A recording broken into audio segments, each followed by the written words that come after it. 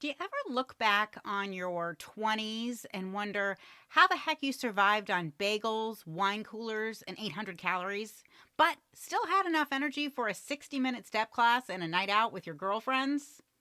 Back then, I didn't track macros, I tracked happy hours. Honestly, the fact that my body even functioned was a miracle.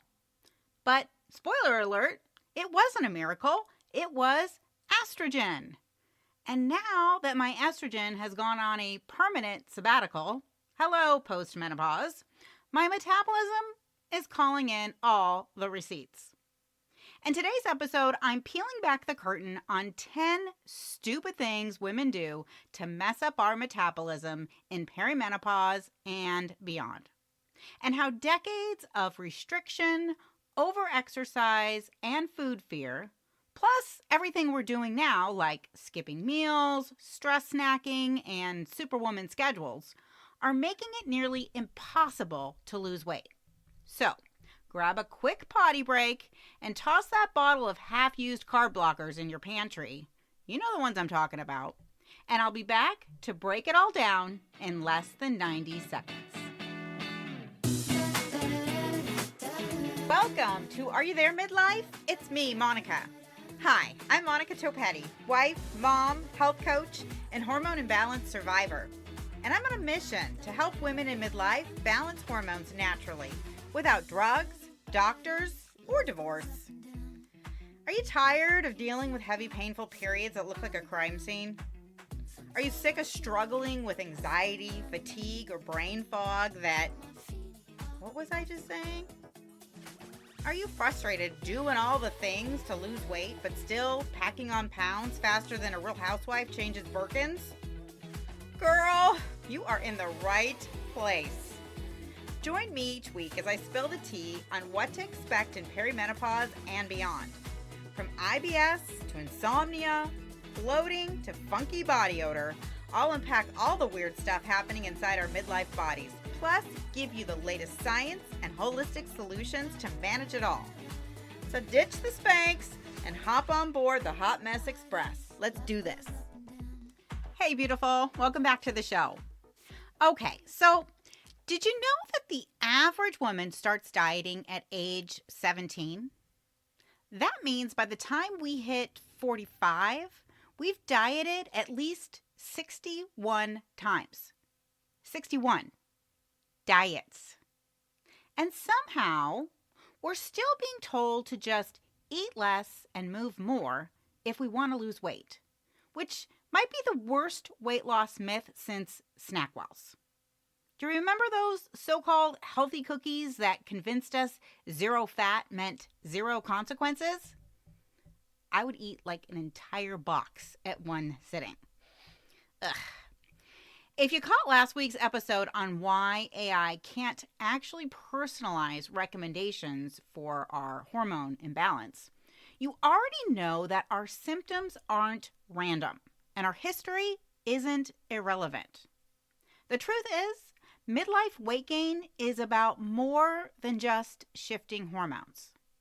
It's what happens when decades of undereating, overexercising, stress, poor sleep, blood sugar crashes, and nervous system dysregulation all catch up to us. Metabolic dysfunction doesn't happen overnight. It's the result of years of unhealthy habits colliding headfirst into midlife biology and grinding everything to a halt. Suddenly, the old rules to lose weight just don't work anymore. Not because we're doing anything wrong necessarily or because we don't have enough willpower, but because those rules were never designed for our midlife bodies. So in today's episode, I'm going to walk you through 10 sneaky ways we sabotage our own metabolism in midlife, so you can understand what you're doing now that's working against you and how the past has helped shape the body you're living in today. Let's start with one of the biggest mistakes we make, often with the best intentions. We undereat. It's not our fault. we were conditioned to think that eating less will help lose weight. But in perimenopause and menopause, that strategy can backfire. That's because chronic calorie restriction can lower our thyroid function, raise our cortisol, and lead to both fat and muscle loss, all of which slow down our metabolism.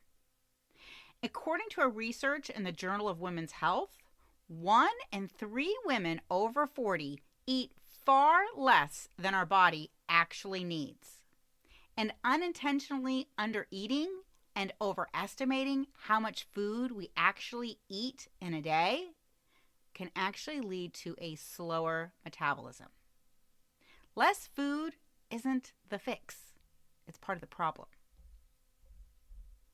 The second stupid thing women do in midlife to mess up our metabolism is we only do cardio.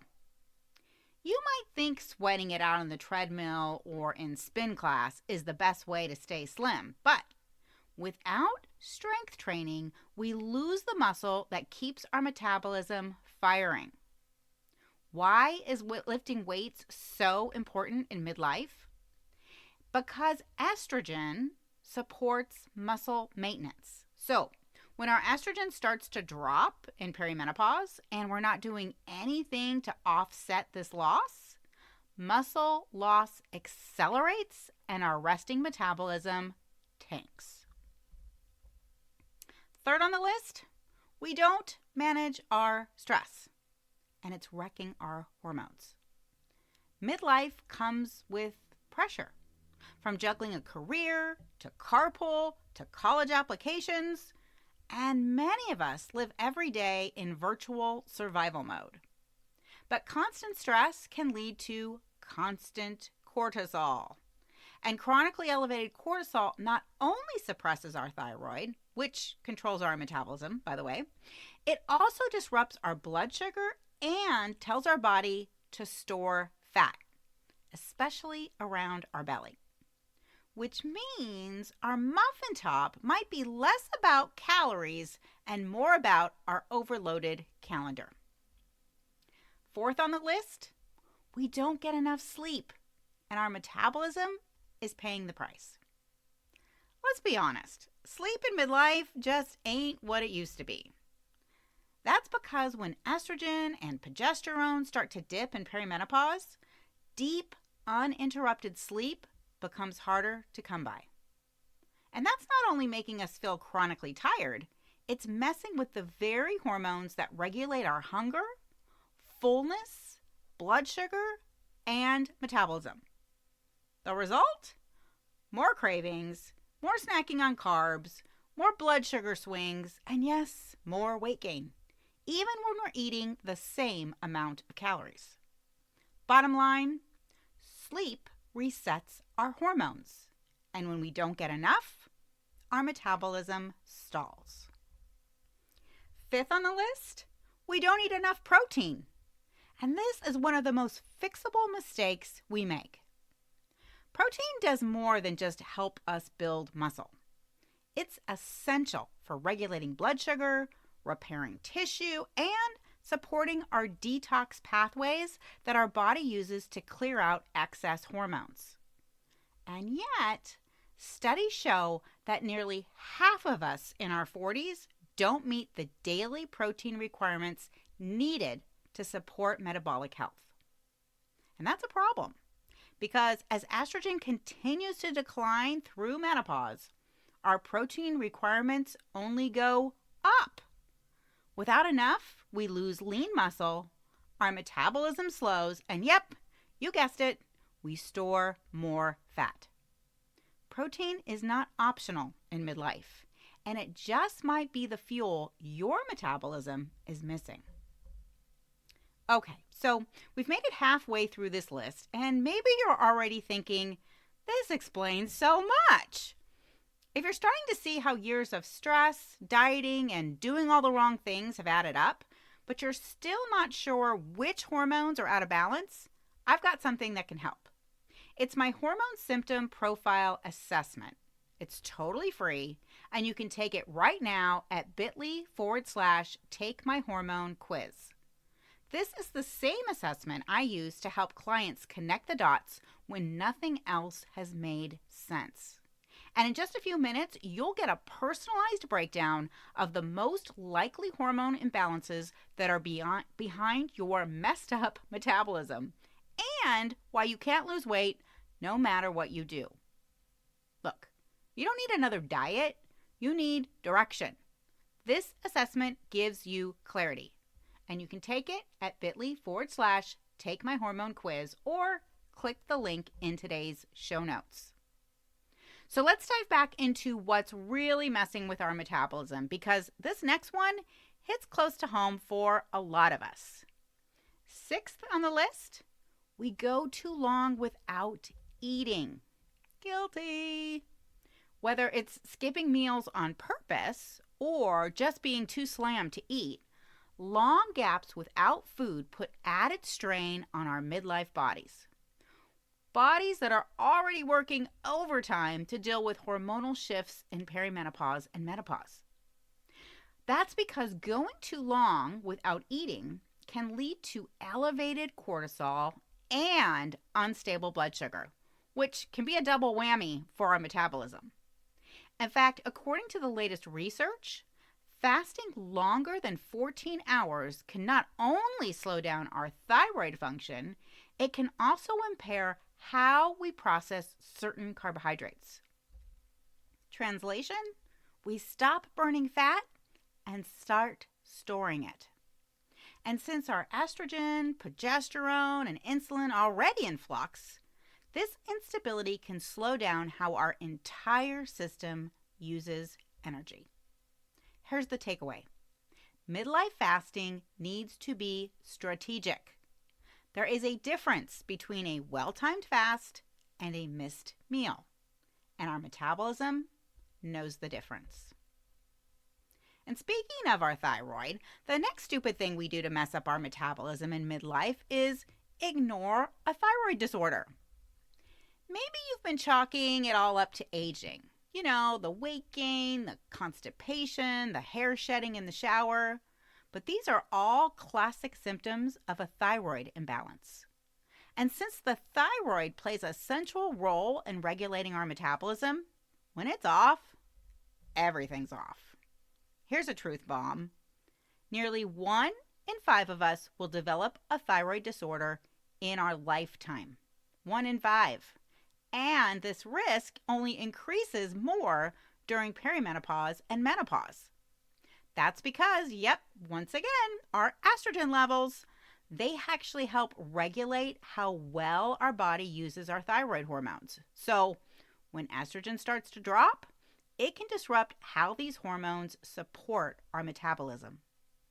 And since thyroid hormones also regulate our temperature, our digestion, and our energy, even a slight imbalance can slow everything down and stall any weight loss progress you've made, no matter how clean you're eating or how hard you're trying.